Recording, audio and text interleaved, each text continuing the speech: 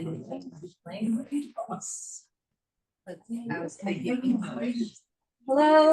everyone.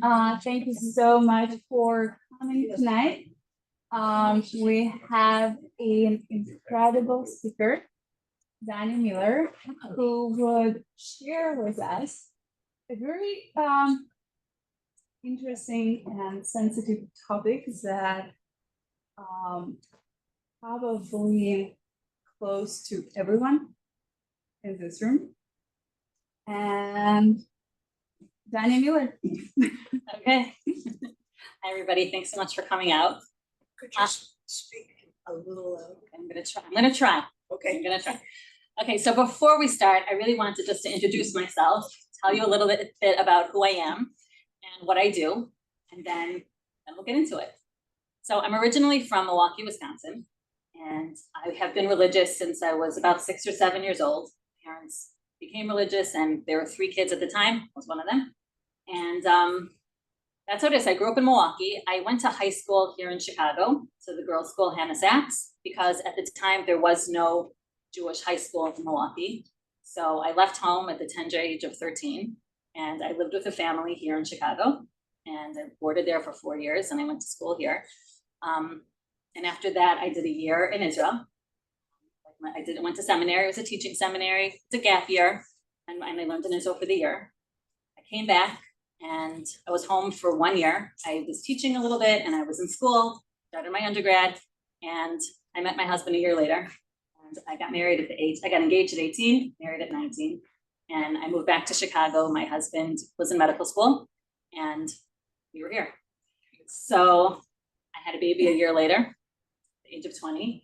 I was still in school, and I thought I was going to be a professional. I was going to be a speech therapist. That was my plan. My mother always worked, and I liked that model. I was going to do that. And then I held that baby in my arms. It's like, how is this going to work? So I knew at least I had to finish school, and I did that. I got through as quickly as I could, and I graduated when I was pregnant with my second. And I've been a professional stay-at-home mom ever since. I never did become that professional out of the home. At about that time, I had 2 kids, and the opportunity presented itself that they were looking for an administrator for the Chevra Kadisha, which is the Jewish Sacred Society. And money was tight, and I was home, and it was a job that you could do from home.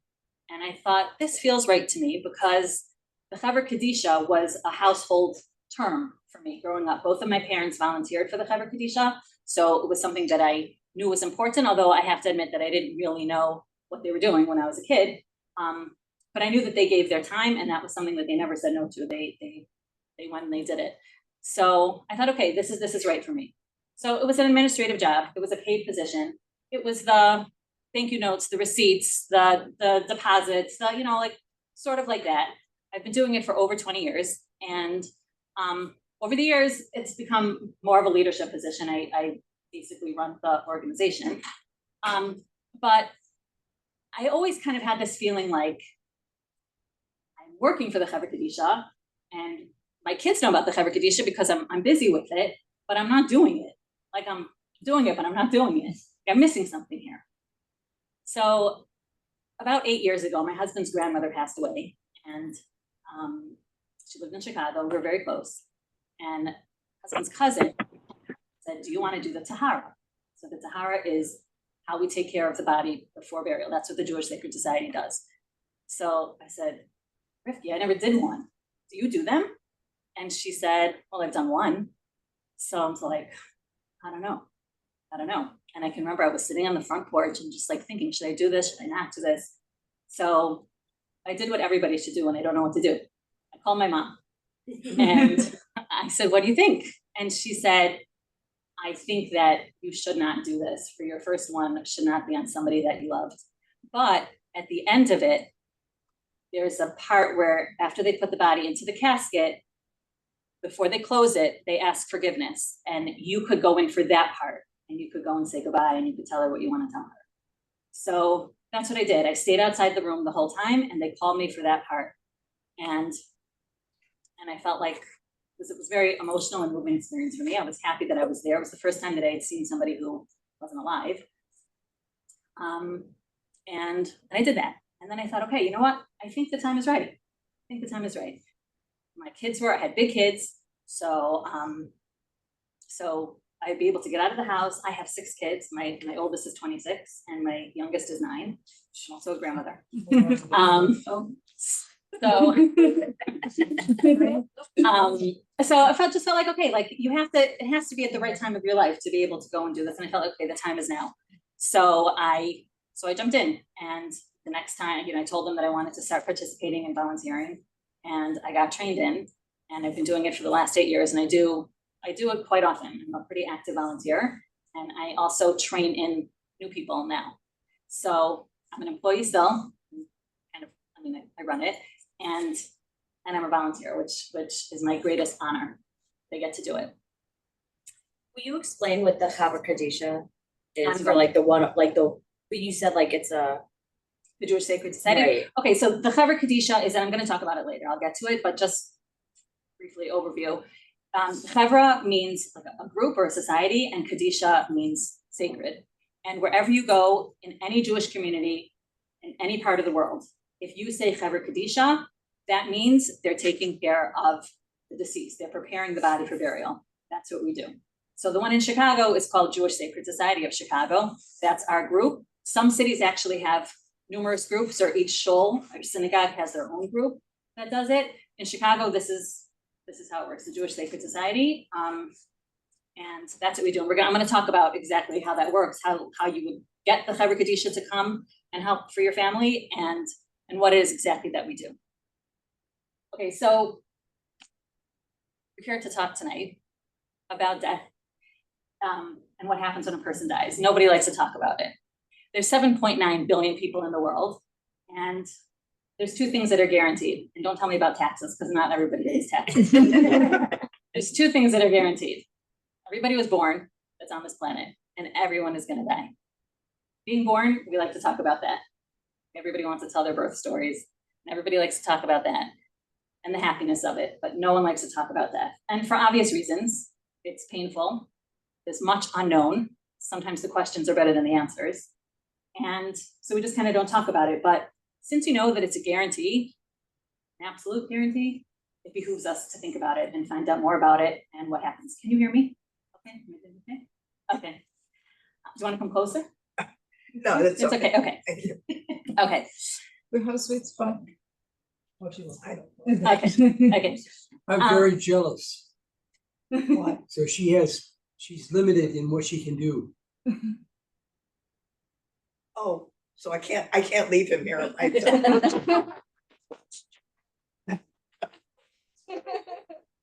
Okay, so before we talk about what happens when you die, we have to talk about who you are. Once we have that, we can continue on.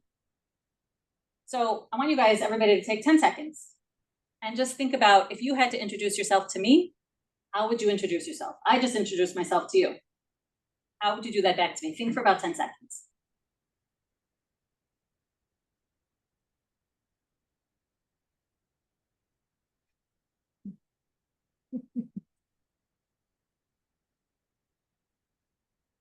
Does anybody want to introduce themselves to me? I don't want to introduce myself at all, but I'm gonna say that I think you can give 2 answers, one being what you would like, how you would like to introduce yourself, and how you would introduce yourself. Okay, 2 different I like the things. depth. I like that. Anybody want to introduce themselves to me? Just because it'll become. Go ahead. She knows me. Janice, I'm the mother of 2 children, grandmother of 4, going to be a great grandmother, Wow, one wonderful. in July. I work and I'm very active in social things like Hadassah, City of Hope. Excellent. So nice to meet you. Nice to meet you. Anyone else? Stephen, your turn. It's interesting because I was gonna do similar idea. So Stephen Greenberg, father of 3, husband to 1. If she keeps me. I work at Chicago Mitzvah Campaign. Hundreds of volunteers work with me on a regular basis. I've coached baseball, and Yeah, I Okay, have one child that's married. okay. Nice to meet you, Stephen. I volunteer for Stephen. Okay, so I was gonna say, when people describe themselves, I was gonna bet that everybody would tell me at least one of three things. Either your occupation, or how you spend your time, your relationships, like who you are vis-a-vis somebody else, and your physical appearance, what you look like, who you are. That's how people describe themselves. This is me. Just like I did when I introduced myself to you at the beginning. But what I didn't tell you is that a stirring melody makes me cry. And I didn't tell you about the feeling of awe that I get when I see the ocean. And I didn't tell you about the struggle that I have every morning to get out of bed. Should I stay in bed for 10 minutes or not?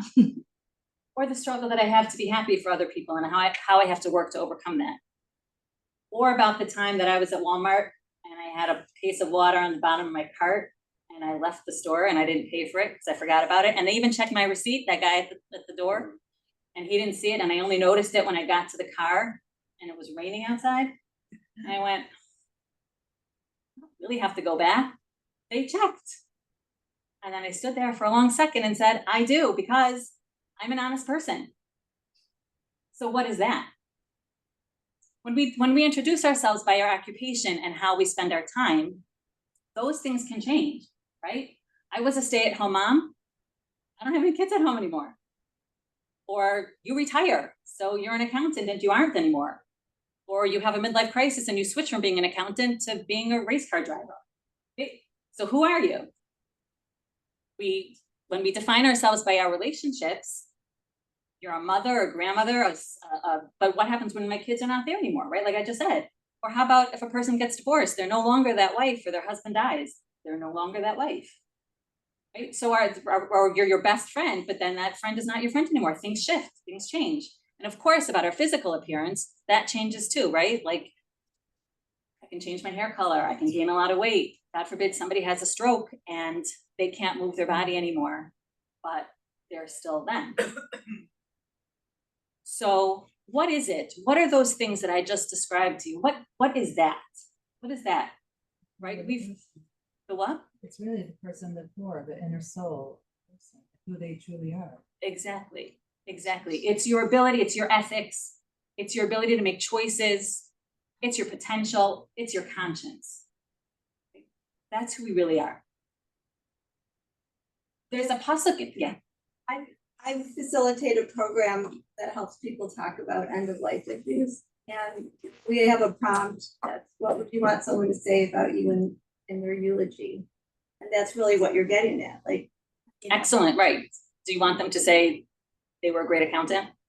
Right. Excellent, yeah. That's what I'm getting at. Here we go. So there's a pasuk in Bereshis, in Genesis. I'm gonna read it to you in Hebrew and translate it in English. V'yitzer Hashem Elokim es ha'adam, afar min ha'adama. Hashem formed the human from the dust of the earth. V'yipach be'apav nishmas chayim, blowing into his nostrils the breath of life. V'yihi ha'adam lenefesh chaya, and the human became a living being. So how did he created the body, but it only became a living being once Hashem blew life into him. What's that? That's the neshama. Imagine a limp balloon. A balloon. You have a balloon, there's no air in it. It only becomes a balloon once you blow that puff of air into it. Now you have a something. That's who we are. That's our neshama. That's our divine essence. That's our soul. It's a piece of God. It's innate holiness. The soul is what makes us alive. Like we said before, it's our ability, it's our potential, it's our ethics, it's who we really are. Imagine if you had a car motor and you stuck the motor, which is right, that's what makes a car go. And you took the motor and you stuck it on the 94 and you said, go. The motor wouldn't go, right? It would just sit there. What do you need to make the motor go? You need to build the whole car around it. You have to have all the other parts. All those other things, once you have that, once you've built the car around the motor, now you have something that can actually go and work. So imagine that our motor is our neshama, that's our soul, right? But we can't just have a soul here. We live in a physical world. So we have to have a physical body. We have to be able to enact all of those things that we want to do. I wanted to return that water to Walmart. I wanted to be an honest person. But if it was just my neshama that making that choice, I'd be stuck, right? I needed my body to get me back into the store.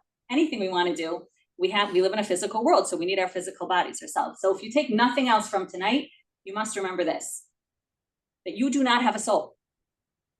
You are a soul and you have a body. Your most intimate partner in your life is your body. It's your most intimate relationship. You've been inseparable since the time you were born, and your body has allowed you to do everything that you wanted to do. So now, what's death? What happens at death? At death, your body and your soul separate. It's the separation of the body and the soul. We have a pasuk from Koheles, and I'm going to read it to you also. Vayashov ha'afar al ha'aretz kishahaya, and the dust returns to earth as it was. The haruach tashuv el ha'elokim asher nisana, and the spirit returns to God who gave it. That's what happens at death. Your body dies. Your body is physical, and your body dies. Physical things die. But your neshama, you, right, which we just established who you are, you're a spiritual being, and spiritual things never die. So we have at death, dust to dust. You get returned back to the earth. You go, that's it. You're back to the earth where your body came from. That's how it was created. And now you are free. But it's kind of like if you're wearing a coat and you walk into a room and you take off your coat, now you're free. That's what happens when a person dies. It's you lost that outer part, your physical part. So, okay. So now we know bodies die, you don't die, you're gonna live for eternity. So can we say, well, it's not gonna matter anyway because I'll be dead? No, we can't say that because we just established you never die. You live for eternity. The concept of rest in peace, no such thing. You're not resting. Your body's gone, but you are still you. So then what exactly is it? So this is not a class in the afterlife, and I'm also not an expert in the afterlife, but I can tell you what I understand. It's not Hollywood. It's not how the movies portray it. Heaven and hell, it's not like that. It's not like you go up to the sky and there's angels all over the place who are gonna wait on your hands and foot, and you get giant meals and all the pleasures in the world. Yeah, right. All the pleasures in the world. That's not it. So when the soul is freed from the body, it has clarity and full view because it's not restrained anymore by the physical world and the physical things that we can comprehend. It's not physical anymore.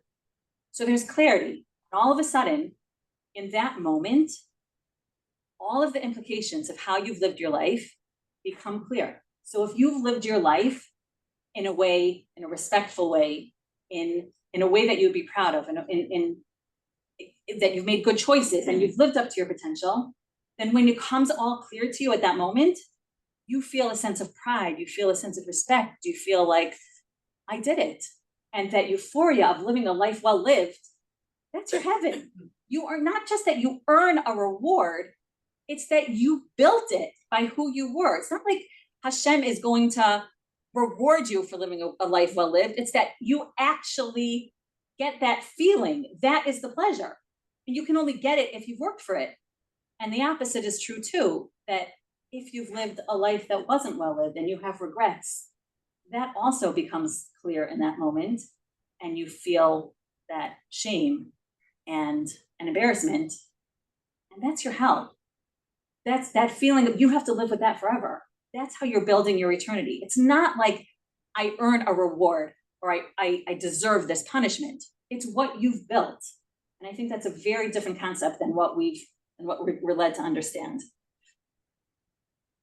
And also, I mean, we have to remember our soul is not just a distant cousin. So like I said, we don't have this idea of, well, I'll be dead, so it doesn't really matter anyway. We just explained it matters very much.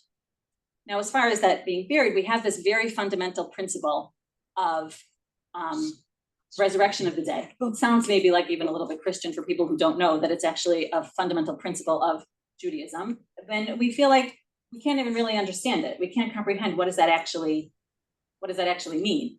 We haven't seen it. But I want to beg to differ and tell you that we see it all the time. We just haven't seen it with humans. If you take a seed and you bury a seed, isn't that what we do? We take a seed, we bury a seed. What happens to it? It decomposes, becomes nothing, becomes part of the earth. And then all of a sudden, what happens? It sprouts, it grows. Wouldn't that be the same? Can you understand what that means? That growth can come from death? That's in essence what happens to that seed. So when we think about burying a person under the ground, don't think of burying, think of planting. We're planting that body. That body is no longer in the physical world. We plant that body under the ground and it decomposes, it goes back to the earth the way it came. And one day, that neshama, you are going to be reunited with your body when it grows. That will be the growth. That's what the resurrection of the dead is. Body gets planted for the future. Okay, so all of this leads up to the Jewish burial laws and the tradition. There's 3 principles of how to care for the body. I want to be clear that every law that we have of how to care for the dead, from the time the person passes away until the time that they are in the ground, is all for the benefit of the deceased. It is not for what's best for the mourners and the family and the friends. Not to say that we're not sensitive to their needs, but the laws are strictly focused on what's best for that person. So the first thing is the respect. The body housed the holy soul. So the body takes on holiness itself, like the ark in Shul, right? That's where we keep the Torah. So the Torah is the holy part, that goes into the ark, but because it houses the holiness, it becomes holy itself. And that's us, that's our body. Our body has that holiness as well. And also, like we said before, our body has made it possible for us to do all of the things that we wanted to do. So we owe the body that. We owe the body to take, it's a sense of hakara satov, of appreciation to the body, to take care of it with respect. The sensitivity. So we said that the body, the soul leaves the body dies. What happens to the soul at that point? Is it automatically gone and now it's going into the world of the souls? It's not. It hovers around. It hovers around because those two, the body and the soul, they're inseparable. You care very much what happens to your body. Who's going to take care of your body? Is your body going to be okay? You didn't care about anybody more than your body in the whole world. The problem is that once you don't have a body, you can't do anything in this world. You're stuck. So you hover around and you're watching to see what's going to happen. Are they going to take care of the body? So that's sensitivity to the person who passed away because they're anxious. They can't do anything. You have to help them take care of the body as fast and as appropriately as possible so that they are then free to go. Because until that body is taken care of and planted in the ground, they're here. And that's also why we do it as quickly as we can. We do it as quickly as we can, and we don't wait around and for people to process. And remember, we're focusing on what's best for the dead, and what's best for the dead is to be taken care of right away. So now we're ready to have questions or okay. So from here I want to talk about the Chevra Kadisha. This is where the Chevra Kadisha steps in. So yeah, I do have a question. Great. And if it's off topic, just tell me, we talk about it another time. Okay. But you're describing feelings, right? You're describing feelings that as humans, as bodies, we have feelings. But when you think of a neshama, when you think of the soul, you're describing it as the soul has feelings. So is that even, I can't fathom that. I think that the soul has feelings a are feeling. not a physical, we feel them physically, but feelings are inherently a spiritual thing. Like, I can only describe things in the terms that we have because that's how we understand things. We're in a physical world. But that is, I mean, it's like we said before, how we established how when I told you that music makes me cry. Why does music make me cry? Nothing is hurting me. What's the physical thing? It's a spiritual thing. It's a stirring. It's not something in my body that's actually hurting or feeling, it's your neshama that's feeling. That's spiritual. And how we make our choices, that's an ethical thing. That's not a physical thing. It's what's the right thing to do. No physical part of me is telling me what the right thing to do is. Is it clear? Okay. Okay, so the Chevra Kadisha. So I told you, we're a volunteer organization, and every community has one, every Jewish community has one. It's one of the things that must be established in every Jewish community before you can have a Jewish community. It's like, but it's what you need. So the way it works is, well, before we tell you about the way it works, there's one more thing.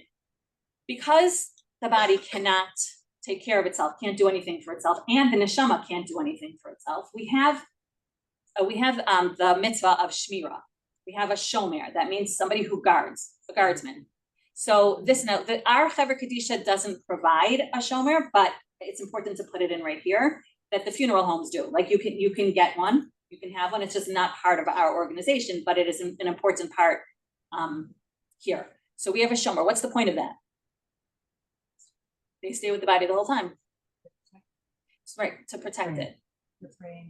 So it used to be that when people died, they left them outside. Like, in olden day times, they had to protect the body from literally from physical things, from animals, from things, right?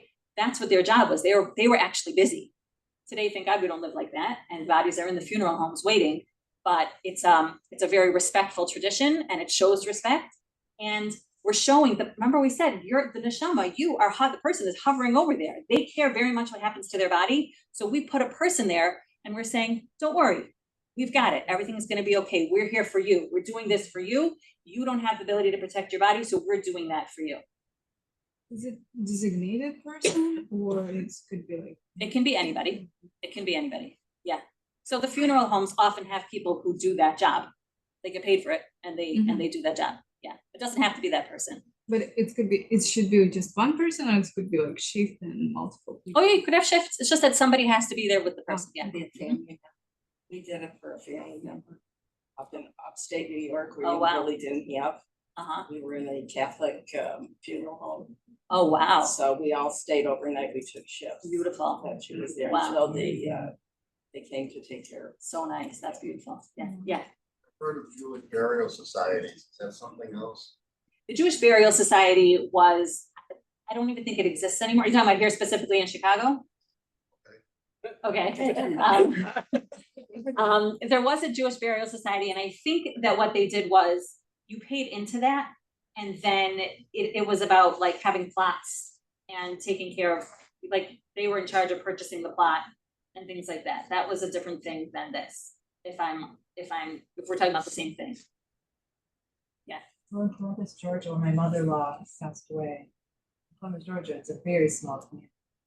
Actually, I had to learn a lot of different things. That's how I was brought up.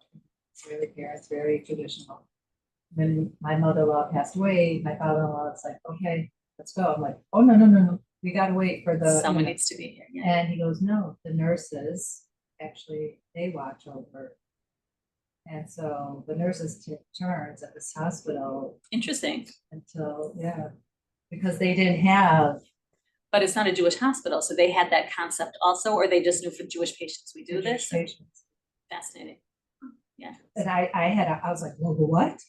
I'm like, are they gonna pray? Are they protect? My father was like, So the thing is that the shomer a lot of times will. they have to be Jewish? Usually. They are, yeah, yeah, I mean, But it's a small. the thing is that it's not something that's like the be all and end all, that you have to have the shomer. It's okay, like, and it's okay if there's time, because we do know that they really are sick. And the reason that they're praying or they're saying the Tehillim, the Psalms, while they're sitting there is because out of respect, you don't want to be talking about things that is offensive to the person. They're there, they can hear you. Or just things like that they can't do anymore. You don't want to make them feel that. Do you know what an interesting thing is? You're supposed to tuck in your tzitzis. The men tuck in their tzitzis.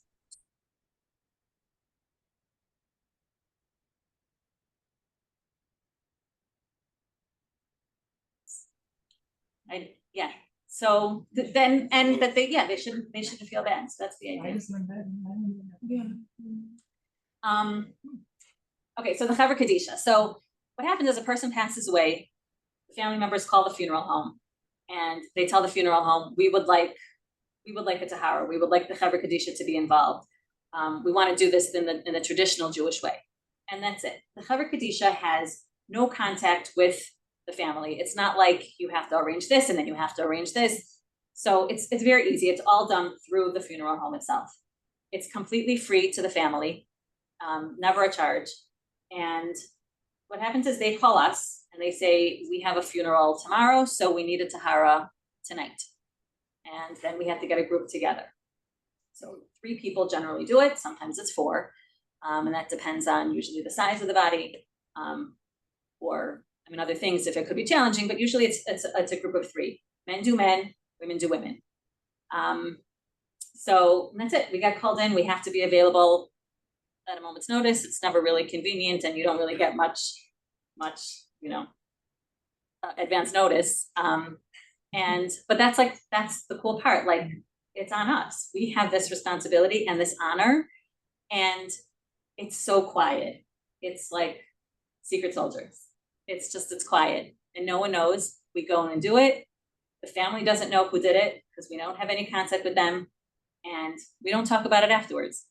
So here's the process. It's a 3-part process. The group comes in and we're doing 3 things. The first thing we're doing is physically washing the body. We're preparing the body, getting the body back to as close to the way it came into the world that we can. So that means we start by taking out anything that's there, the IVs. We try to get any bandages, certain things we leave in because we don't want to damage the body. So, we're trained to know which things can stay, which things should come out. We do our best to get as much out as we can. And we go piece by piece by piece down the body, checking for, sometimes there's like sticky stuff left from bandages, so we clean that off. The body is covered the whole time. We never uncover the whole body at once, except at the one part where we're actually doing the actual tahara, which is very quick. But for the washing, we start at the head. We uncover just the head. We wash the face, we wash the head. It's just with water. If we need soap to help us get something off, then we do that. But otherwise, it's just water. Then when we're done with that part, we cover that up. We go down the right side first, so we uncover that part, and we just move down slowly, methodically. We take our time. We are as respectful as possible. We don't talk while we're in the room unless we need to talk about what we're doing because we're a team. So we don't want to. It's disrespectful to and not talk and not know what the other person's doing. So we can talk about what we're doing, but nothing else. We don't comment on anything that we see. Oh, she has such beautiful hands. Nothing. This is not for us to judge. It's not for us to think. It's just for us to do what we have to do what we're there for. So we wash the right side of the body, then we wash the left side of the body all the way down, and then we turn the body and we wash the back of the right side and turn the other way and wash the back of the left side. Once the body is completely clean and there's no clothing left, there's nothing left, everything is as clean as we possibly can, then we finished the first part. Before each part, we have tefillos, prayers that we say. So it goes to prayers, and then it's what we're doing. So we said prayers first when we came in, and the prayers are praying for the person. And the first set is we're talking about, there's different psukim, different phrases from the Torah that talk about the head and the neck, and there's different things. And so we say all of those things, and we're praying for them to have an easy time when they go up, when they get for their judgment. It's a set series. So we prayed, we washed them. Now we're ready to do the ritual washing. We did the physical washing. Now we need to do the ritual washing. That's the actual tahara itself. So some funeral homes have a mikvah. A mikvah is ritual bath, and it's a place of transition. We use it anytime somebody, like, if there's going to be a transition. So somebody who's converting, becoming Jewish, the last thing they do is go into the mikvah. They go in as a non-Jew, they come out as a Jew. It's a place of transition. So that's what we're doing. Chicago Jewish in Skokie, they have a mikvah, and we use the mikvah whenever we can. But a lot of funeral homes do not have a mikvah, and we have a different way of mimicking what happens in a mikvah. And it's perfectly acceptable, and it's just as good, and we do it if we have to. if the person has like open wounds or is, you know, leaking from somewhere or something like that, like that's gonna contaminate the water or gonna be worse for the body, we don't use the mikvah. So not all of, even if there is a mikvah, we don't always use it. So the tahara is done with 3 buckets of water. You have to have a certain amount, volume of water that's poured on the body in a continual flow. And that's also why you need 3 people, because each person has a bucket. And we pour, one person starts, and then as they get halfway down, the other 2 pour simultaneously. One person pours down the center, that's the first person. And then the other 2 start, and one pours down the right, one pours down the left, till all the water is done, never stopping in the middle. So they're like immersed in this water. As we're doing it, we say 3 times, Teho Rahi, Teho Rahi, Teho Rahi. She is pure, she is pure, she is pure. If it's a man, Taharhu, Taharhu, Taharhu. And that's it. So like I said before, the body's covered the whole time with the sheet. When we're right before, we're gonna either put them right down into the mikvah or pour the buckets, we take the sheet off real quick, we do the pouring, and the first person who finishes grabs the sheet and covers her. That's the only time that she's completely uncovered. That's it. Then we just wait a minute. It goes pretty quick. Like that part, we try to do it as fast as we can, respectfully and properly, but we don't want to leave the person exposed like that. So we do it pretty quick, and then it's just, okay, we did it. We let her dry. We kind of pat her down. We say the tefillos again, because now we're up to the 3rd stage. So we did the physical washing, we did the ritual washing, and now we're going to do the dressing. So, and we're going to prepare the body for burial. Now, the person is perfectly clean and ready for the burial shrouds, tafrichim. I brought some with me, so if you'd like to see them afterwards, you can see what they are. It's a little scary, but it's what it is. The tafrichim the shrouds are actually a custom, and different places have different ones. The idea is that they are biodegradable and that there's no metal in them, there's no snaps, there's no zippers. It's sewn by hand, and it's cotton or linen. There's 2 different types. And that's again, so that the body can get back to dust as fast as they can. That what the talus is for? The men have a talus. The women do not use a talus. And if a man had a talus in his lifetime, he gets buried in his talus. Yeah. And they still get the tafrichim, but they get wrapped in their talus at the end. And if the men have a kittel, that they use, the white, like a white coat. So some men use it, wear it on Yom Kippur or at the Pesach Seder. People get married in it, the men wear it when they get married. It's to remind them of that death is gonna come. So they will get buried in their kittel also. If they don't have one, that's okay too. Like then we have one. Wait, so the snaps, like I have a kittel that has like 3 snaps on it. They take off the snaps? Yeah. Yeah. No metal goes down. Yeah. But is it Jews are buried in a metal casket? No. There was some funeral. Jews should not be married. No. Everything natural. Even they don't even use metal screws in the wooden caskets. It's made with wood pegs. There's no metal in the casket at all. But they put some metal on top of the casket. It's like a Cement. And that's a cement, and it's a law of where we live. it's a metal, Yeah. Wasn't They sure. cover it like the ball. Right, it's not. Oh, it's a cement. Keeps it Cement, they put in like a vault, Yeah. and they have to put that slab on top. That's an Illinois Yeah. law. Oh. In Israel, the bodies get buried, not even in a casket, just go down straight into the ground. Yeah, did you have something you wanted to say? No. Okay. Thank you. So somebody else? Okay, so the tafrichim, the shrouds can look different, like yakis, people who come from that area from years ago, from Germany, they had actually very elaborate tafrichim. It was still natural and biodegradable, but they had different pieces. Ours have 7 pieces that we put on. It mimics the high priest, that's the same type of garments. But like I said, it doesn't have to be, there's different customs. So what you would see here, and you're welcome to look at them and I can show them to you, might not be exactly what it is if you'd be in a different place, but about the same. Everything's about the same. So we start with the head. And the first thing that goes on is a bonnet. It covers the head and the face. We do everything with tying knots. There's a special way to tie the knots, like in a slip knot. So that goes first. Then we do the pants. Pants go up.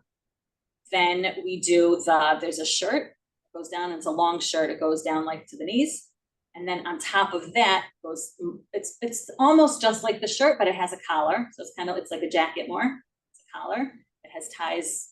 Everything gets tied.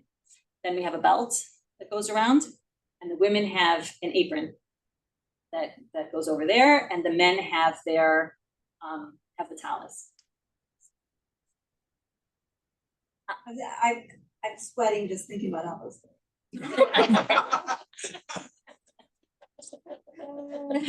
It's cotton, it's lightweight. It's cold in here. It's cold. Yeah. What happens to the soul if it's not possible to do all these things like Holocaust? Like what, for example? Holocaust victims. Holocaust victims is an entirely different thing. Those people died al Kiddush Hashem, and Hashem himself takes care of that. That's an entirely different thing. We're going to talk about cremation and why it's so important to get the word out that cremation is not a great idea. And I can't tell you what happens because I'm not God, but I can tell you that it's really important to do it this way. Every piece of it is not as important. The most important piece is to get in the ground.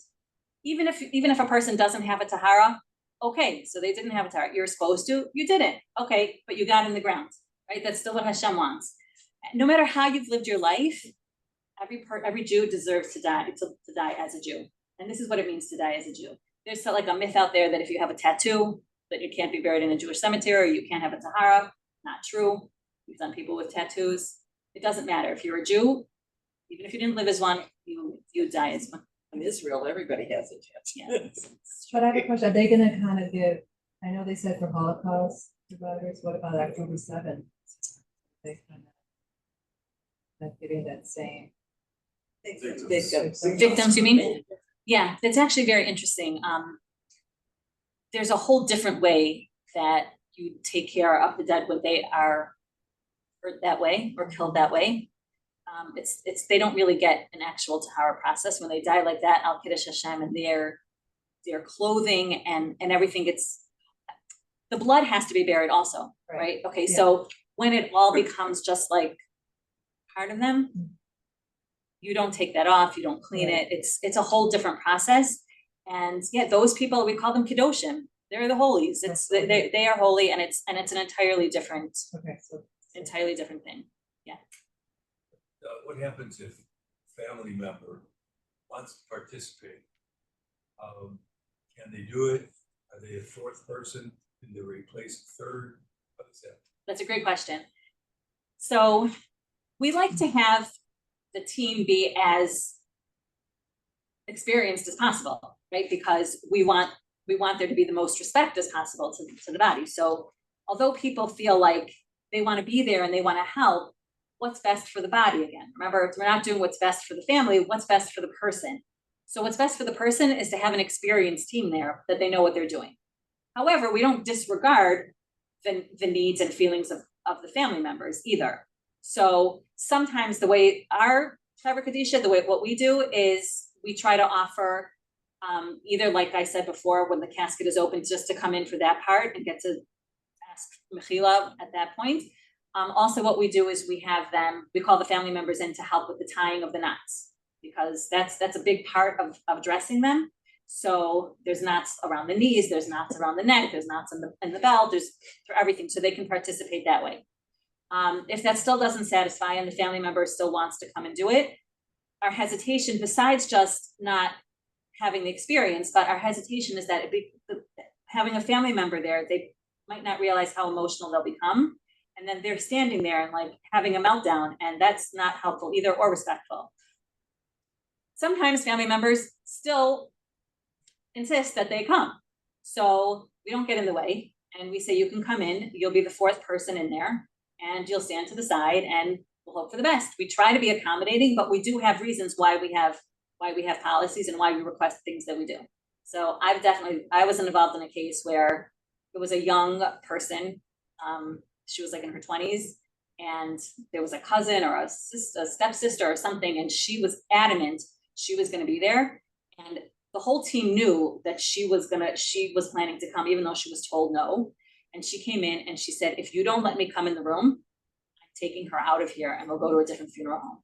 Like, she was like, okay, so we're just gonna do this, and it's gonna be what it's gonna be. And she just stood there.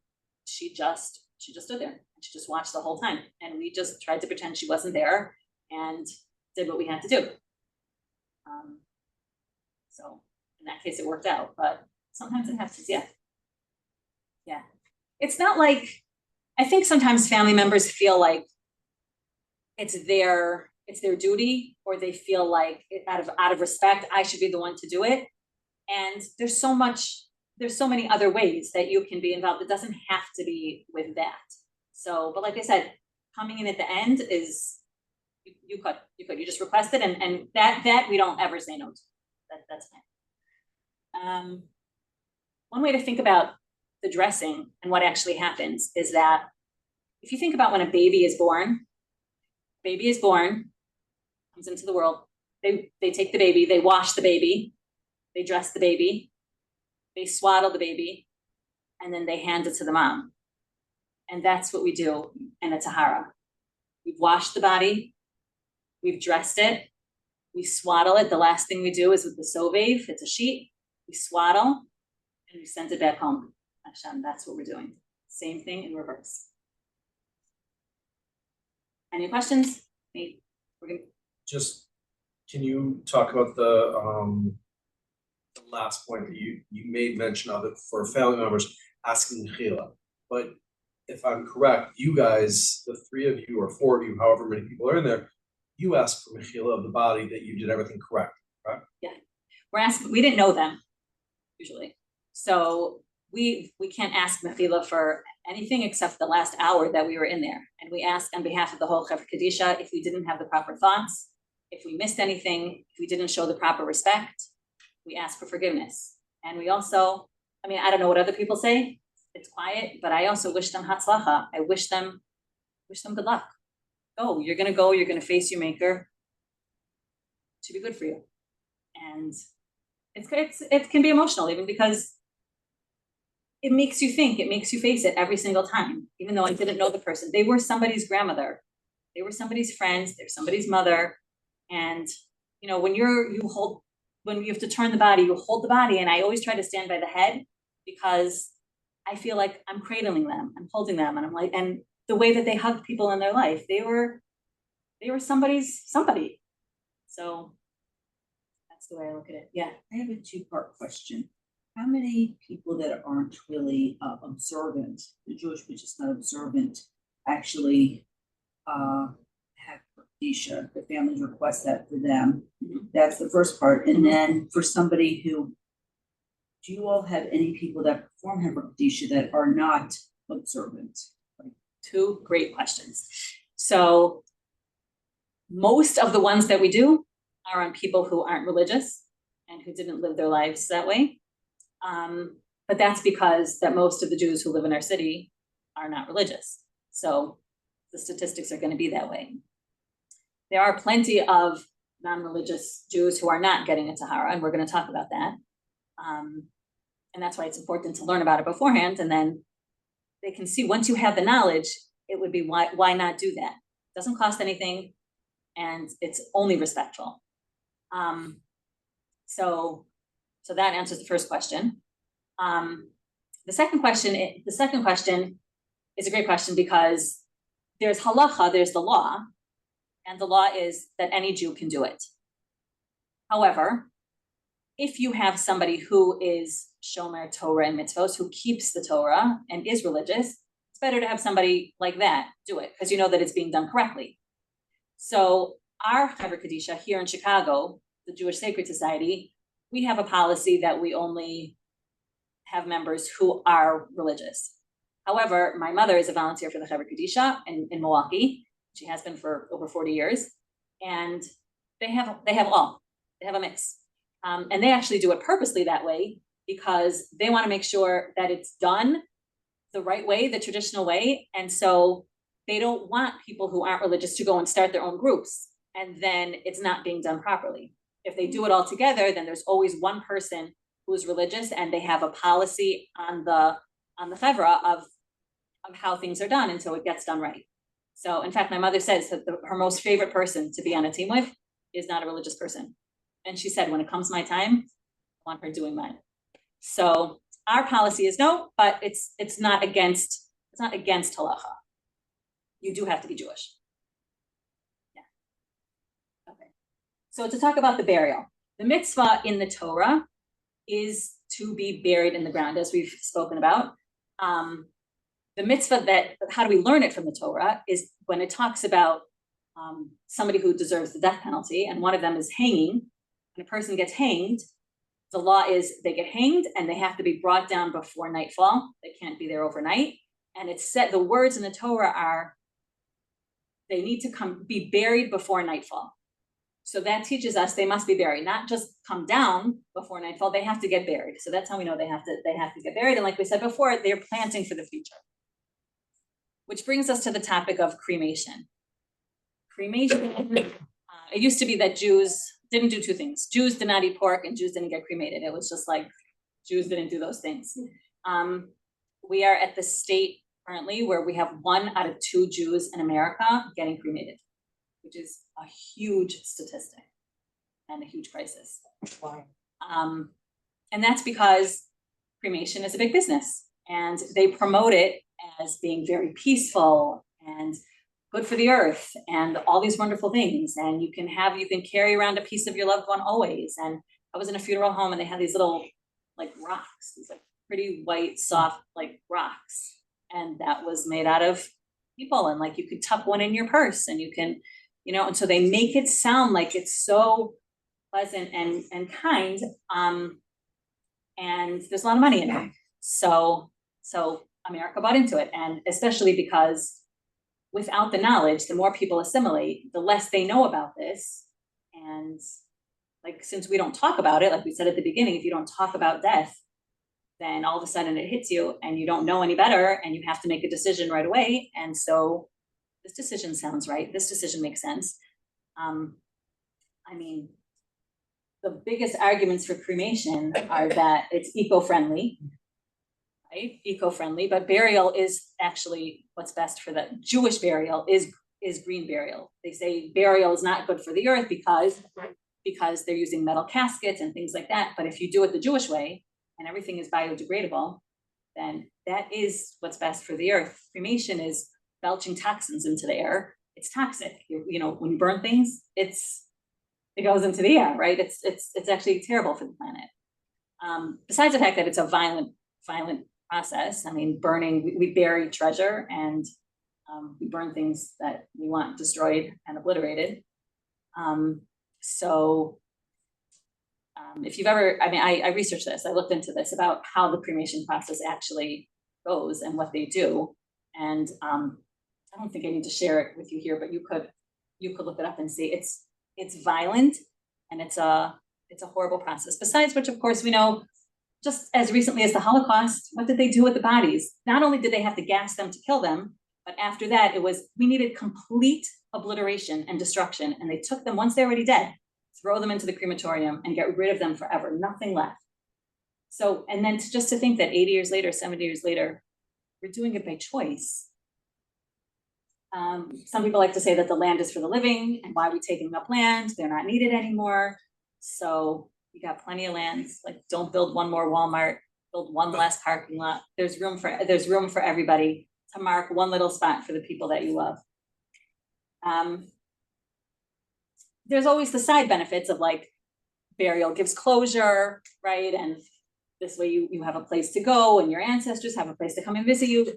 But remember, like those things are all true, but that's not the reason why they need to be buried, because we said before, it's important for the person. The laws are for the deceased themselves, not for the family. But it's a nice side benefit to also know that burial is kinder for the families.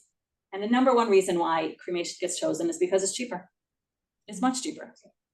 Funerals are very expensive, and cremation seems like the way to go. It's cheaper. And people who don't have the knowledge, right, they say, I'm dead anyway, it doesn't make a difference. What good is my body anyway, right? And that's, you can understand how people would come to that conclusion. But as far as the cost goes, so for sure in Chicago, and I know many other places, cost is never a reason to choose cremation. Ask, speak up. There are places that you can get help and they'll do it. There are funeral homes here that they can do a bare bones funeral for the same cost as a cremation. And we do them all the time. We know when we're doing that, and it's just bare bones, but they get the tafrichim, they get buried in the ground, and they get a plot, and they're good to go. So it's never a reason. Yeah.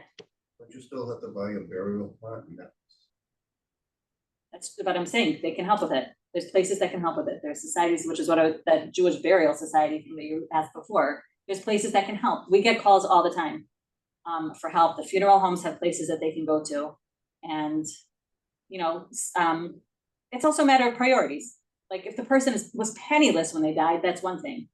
But there's places where you can buy. They have funeral homes, special areas. I'm sorry, in the cemeteries. There's special areas in the cemeteries for people who can't buy, and they do that. Like if it's important to you, then you can do it. You can figure it out, and there's places that will help. Jews help Jews. That's what we do, and there's always a way to get help for it. Never a reason. Yeah. Isn't the single most critical, important, demanding reason is the pain that the soul suffers through cremation? Absolutely. Absolutely. It's that the body will not be available anymore. Where we talked about the resurrection of the dead, and that body is not going to be available anymore. And the soul is only free to go onto its next life once the body is taken care of. If the body never gets taken care of, what happens? It's horribly painful. There's confusion, and they can't get out of it. They're stuck. Seems to me that that's the reason you want to lead with.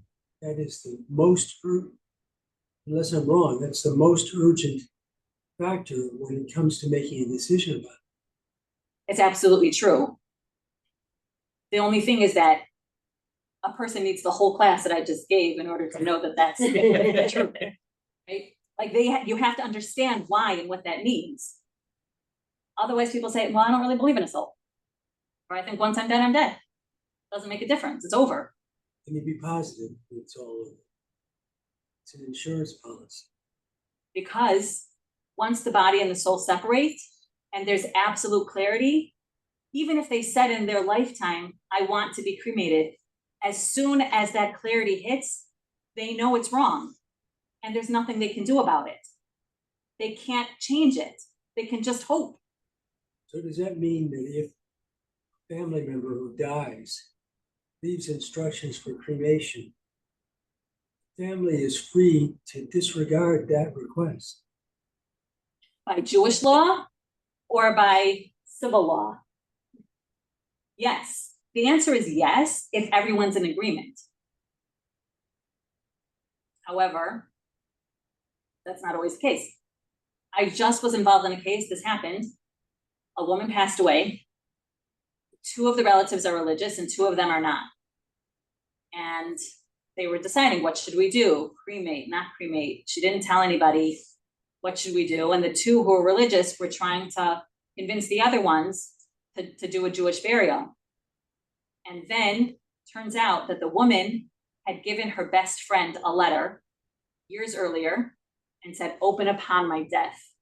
And in that letter, it said she wanted to be cremated. Right. And they had nothing to do. There's nothing more to say.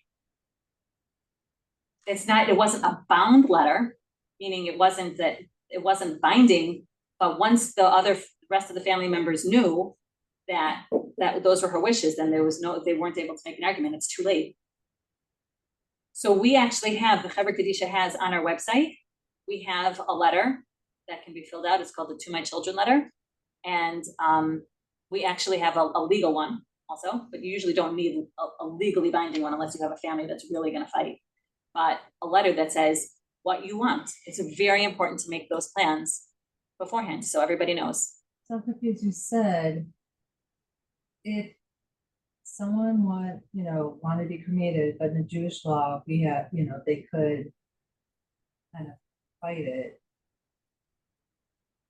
I'm I'm lost a little bit here, you know, because you kind of said that they could fight it and they could overturn it, right? Is that what you said? I'm saying, if you, are you talking like legally, or are you talking Like, about, how can you fight it if, like, the whole family's like really serious, like, the whole family's on it, like, let's say the whole family is religious except the mom, right? All the kids became well, not religious. religious, I'm saying like, well, like Jewish, you know. Yeah, like they want, they know, want they the know re- the right like- way, this is what right, they want, right? Right, And they knew the mom wanted to be cremated, right. but everybody else, Mhm. they could decide to bury because they know that's what needs to happen. The problems come when not everybody agrees, and so that's why it's important, just say what you want, say that you want the Chevra Kadisha to be involved.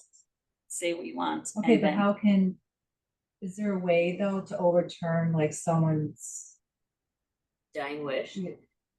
right? Is that what you're saying? I think Yeah. you try to talk to them and tell them what Well, you know meaning beforehand. beforehand, Like Yeah. afterward, like in that situation, there's a letter. yeah, and Right, I'm right, not saying like two sides of the family were opposite. Like if it was in the. So if there was a will, letter, but everybody was. Yeah. That the mom that passed away wanted to be cremated, Cremated, everybody everyone else was else. religious and wanted Yeah. burial. then there's no Could you just argument, do it? there's no reason why you can't do it, meaning again, it wasn't a legally bound thing, it was just Okay. that she said, so then Even though she had a letter and signed it and it everything. doesn't make a difference, right? There is, like I told you, there is a legal form, and if she legally filled out a form, then there's not, if it's like in her will and it's legal, there isn't anything you can But do, the family can't go to court and try to overturn. not at that point. No, We have literally saved people from the crematorium, we've done taharas okay. from picking up the person from the crematorium, we have saved people like that. I'm just. kinda But it's curious. too, we get calls sometimes of like, my mom just died and I'm the only religious person in the family and my brother wants her cremated and we don't want it and what should we do? And the answer is, we can't help you. It's too late, like these were conversations, we You can't, have to have it before, yeah, we right, can't but I'm help you. just kind of wondering, and though, like that letter. Can't you Wait, but advise in- and counsel, can't you advise and counsel a member of in the family on how to address this? If they are the religious ones, there are two camps. One is religious and one isn't. The ones who are not religious, it makes no difference by their own admission.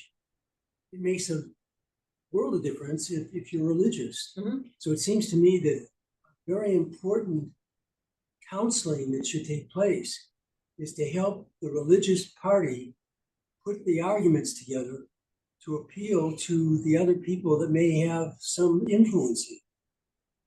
Correct. But the moment when a person dies and the emotions are running high and you have to make a decision at that moment is not the time to have those conversations, it's too late. Well, you We need can somebody who's try very sometimes here. persuasive. We have, No, but the dollars also make a difference. What happens if the religious person can't afford the burial and the non-religious person says, You well, look for help. but you have to bury within 24 I mean, hours, like. there's well- Well, other- here's the thing, if you're the person that's advocating for cremation, you are arguing from a position that says the soul who I love dearly during life is going through excruciating pain to have to suffer this transition. And that should be enough to make it worthwhile to do whatever you can, and maybe even more than you can, to convince them that it may not make a difference for them, but what happens if maybe they're wrong? If you're wrong, there's no big deal, but if they're wrong, it's something that is forever. so you're absolutely right, and you make a strong argument to all of us in this room. But- I was gonna say, give him a job. Yeah, I mean, like, so. I don't know if Adrian can separate them. But you have people who feel just as strongly as And you opposite side. on the other side. Yeah, And if you have brothers who never got along, or who really don't care, or who feel negatively towards you who became religious, and you divided the family by what you did, and well, I don't care about what you believe, that is not what we believe, and it's not what mom believed, and so, too bad. So sometimes it can happen, but the best thing is prevention. The best, I wanted to show you, I brought this book, and I have a copy for anybody who would like it. This is a book about burial versus cremation. It is done extremely well. There is an organization called Last Kindness, and it's a sister organization to NASC. NASC is the National Association for Chevra Kadishas, and it's like the overarching organization that all the Chevra Kadishas can get resources and support for. And they started this Last Kindness organization. And it is for education. It's for talking about it before it's too late, so people can make an educated decision. We have it on our website, but I also brought hard copies, and it is done extremely well. It goes through the arguments.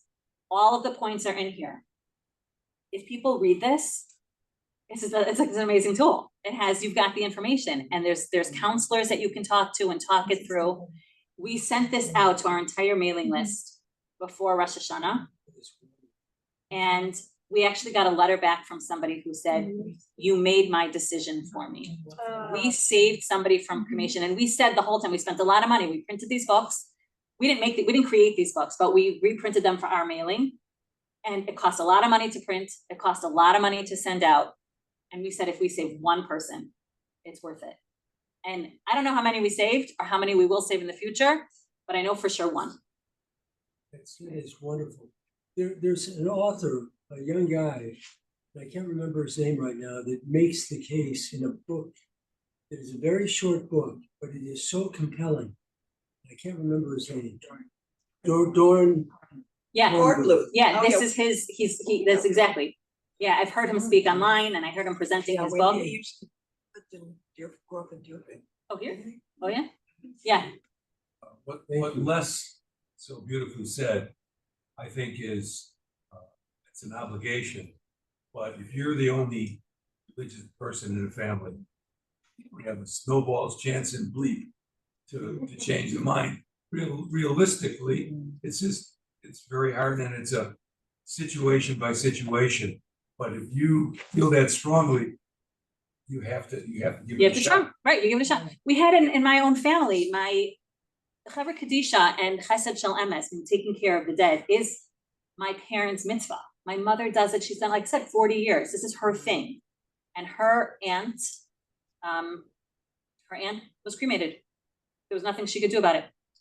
And her other aunt, who she was very close to also, she tried talking to them just about the Tahara. She was going to be buried, but just about, they didn't want to hear about it. Like, no, we're not going to do any of that. That's okay. We don't need that. Like, that's what you do. This is what we do. And we're good with it. There wasn't, and the rabbi said, leave it alone.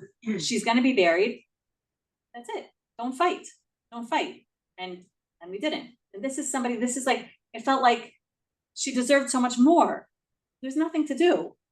It's the education beforehand.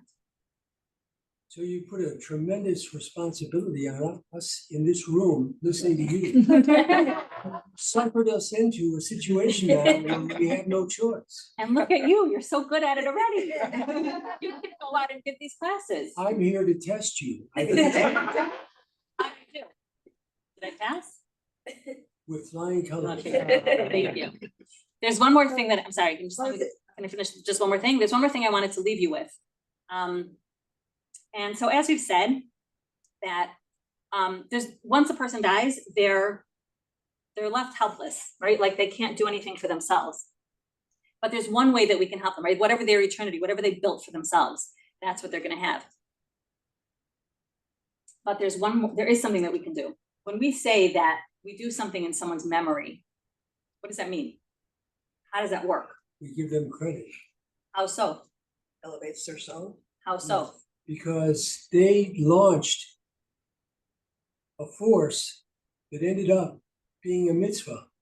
And it happened not when they died, because there was no force left, but what they did before they died comes to fruition afterwards. And that's when they benefit from it. So that's excellent answer. I'm gonna build on what you said. Oh, I was gonna say, because they can no longer do those mitzvot, you're doing it in their, so they can get benefit from you doing the mitzvah. Right. So the idea is, what I like to think of it as like as sending them a gift. Like think about it as when you were in camp and all the kids in camp, they're waiting for a package or a letter, right? Did I get one? Did I get one? And somebody sends you one. They remembered you. That's what we do when we do a mitzvah in their honor. They're waiting for that. What can you do for them? So this is how it works. You think, I want to do something. I'm going to do something nice in my father's memory. So what does that mean? Because you thought of your father and you did something nice, so you weren't going to do that thing except your father is the one who spurred you on to do it. So he gets credit for it. Once he gets credit for it, now he has more merit than he had before. So his soul gets elevated. You literally sent him a gift. You said, I love you. And here you go. And I didn't forget about you. And you can do it for years and years and years. I do it every morning. I wake up and I say, there's two types of people in this world, givers and takers. Please Hashem, let me be a giver today. And I want my giving today to be for the elevation of the soul of, and I choose somebody. And that's it. I sent them a gift just by doing that. But the giving I did, they're going to get merit for it. You can do anything that you decide to do. And to me, it just feels special. Like my grandmother, who I never met, and I'm named for her. And I could say, I'm doing this for you. But what a connection. What a beautiful thing. My father-in-law passed away 1.5 years ago, and I loved him. And I can tell him every single morning, here you go. Now it's my turn to give to you. Because Hashem takes your soul at night and he gives it back to you. Maybe he decides who he wants to give your soul back in the morning. Because I learned that maybe 10 years ago. And I did not know that Hashem takes your soul at night. So that's why we always have to say, thank you, Hashem, for returning my soul to me. Okay, that's so that's a new way of saying, like, I like that. Yeah. So that's Moda'ani. That's the prayer of Moda'ani. We thank Hashem for returning our soul to us. Hashem doesn't take our soul, but our whole soul the whole night, because we'd be dead. But he takes part of it. Right. And sleep is 1/60 of death. So he takes a part of it and gives it back to us in the morning. Yeah. Okay, so that's the end of what I've got. If there's anything else anybody wants to bring up, there. Yeah. What about the Jewish family on Mausoleum Squares? Gotta be in the ground. Gotta be in the ground. So that's. But what about in New Orleans? Because it has to be, On top of each other, right? yeah, in New Orleans. It's body on top of body on top of body. Is there dirt in between? I don't know, but I just know in New But Orleans, because they of have the to be water. elevated because of the water Mhm. thing, right? You can't bury it because of the water. What do they do? I don't know, but I think in It's mostly above ground. above ground because of the water. I don't know. Well, I don't know. I'm not in New Orleans. Me neither. Lots of Jews I are did- buried. I mean, that's another That's another whole start thing. Right.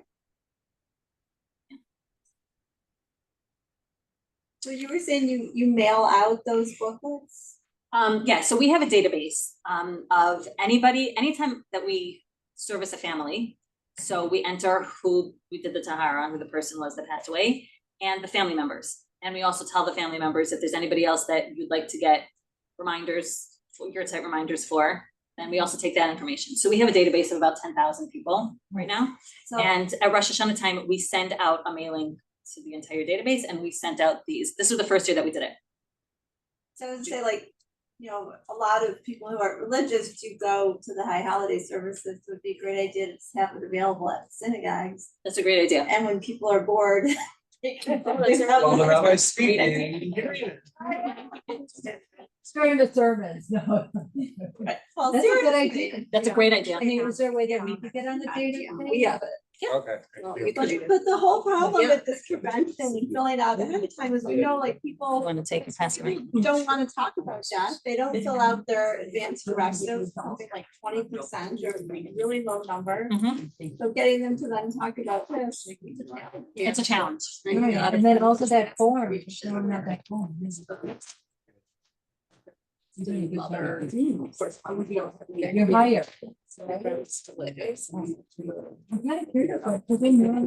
anyone would like to form. Is there a form? Oh, No, I was wondering about signing that. Form, there is a form, does yours have a form in it? No, but I Oh, was no, you wondering just about hold it. get on your email. Yeah, so go on the email, the website is on it's on the bottom of that paper? Yeah, and the website is on the Yeah. back here. So this, like I told you, this was done by Rap Kindness, but we reprinted and our sticker is on the back with our information. Mhm. So if you wanted to reach the Chevra Kadisha, that's how. Our website has great information. It has this booklet on it, plus it has that To My Children letter. Oh, yeah, That- that was, yeah. Yeah, so that you can fill that out and or give it to people. It has your burial wish, because I said I want to party in and dancing and all. Can you say the address? Do, I don't want to say. You know, I want a happy funeral. Okay. I do. I want people with color. Does anybody here know Abraham J. Tversky? Yes, very well. So Abraham J. Tversky he was a psychologist, he was an author. He authored many books, and he was larger than life. And he composed a song in his lifetime. And he said at his funeral, he just wants people to sing that song. And he died in Israel. And I watched it online. I watched it live online, and they buried him. And in Israel, remember, there's no casket. Right. He was just laying there, wrapped in a tallis, and it's a far walk in the cemetery. You walk and walk and walk. And they sang that song, and it was about how Hashem is going to save. And it was words from a pasuk from the Torah. It wasn't just any song, but that was his motto. That's how he lived his life. And he said, no eulogies, no nothing. I only want that. And they just sang it over and over and over again. Can I ask you a question? Sure. Who underwrites the expense of this? This is an amazing concept. How do you finance it? What did we say? Donation. So it's all nonprofits. So it's donation. Well, thank you so much. Donation. And run by volunteers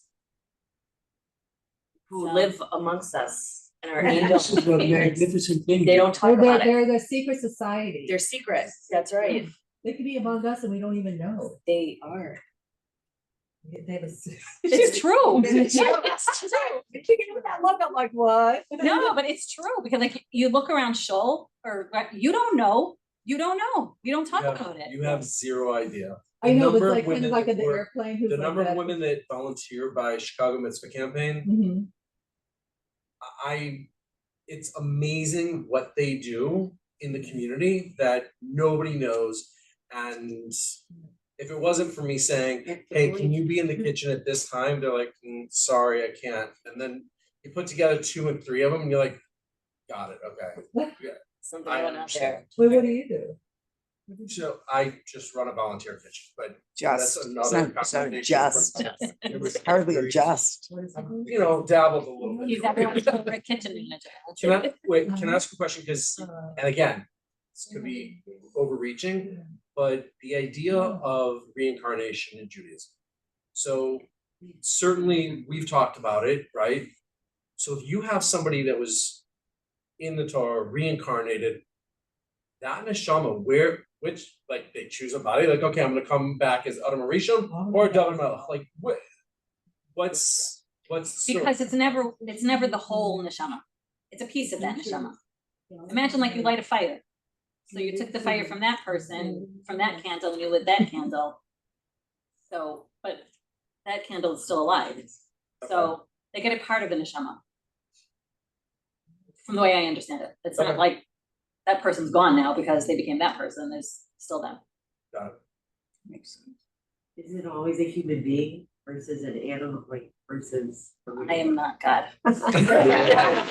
Maybe use that for I mean, I will tell you that I know of stories where I'll tell you this crazy story. butterfly. This is a true story. This happened to somebody that I know in my neighborhood. Okay, it happened. It's not something I heard. It really happened. So somebody was leaving their house on a Friday night and they were going to somebody else's house, and it was Shabbos, and so they were walking. And when they came out of their house, there was this dog sitting there on their front porch, like this big black dog. So, okay, they left their house and they started walking, and the dog got up and started following them. So then he turns around and he stops, the dog stops. He continues on, the dog continues on. It happened for a few blocks. And he's like, this is a weird thing. He was a rabbi. This is somebody who knows things, you know? So he turns around and he says, Machalach, machalach, machalach. I forgive you, I forgive you, I forgive you. And the dog ran into the street and got hit by a car and was done. I didn't make it up. I know who it happened to. I know when it happened. And that's it. Now, I wouldn't have thought to say that. But he's like, there's something very strange about it, about this situation. Oh, no, actually, it was really more, it didn't happen that immediately. He followed him all the way to where he was going, and he was waiting for him when he came back. That it was a long time, and then on his way back, he's like, there's something strange here. That's when he did it, and that's when it happened. So I guess they can come back as an animal.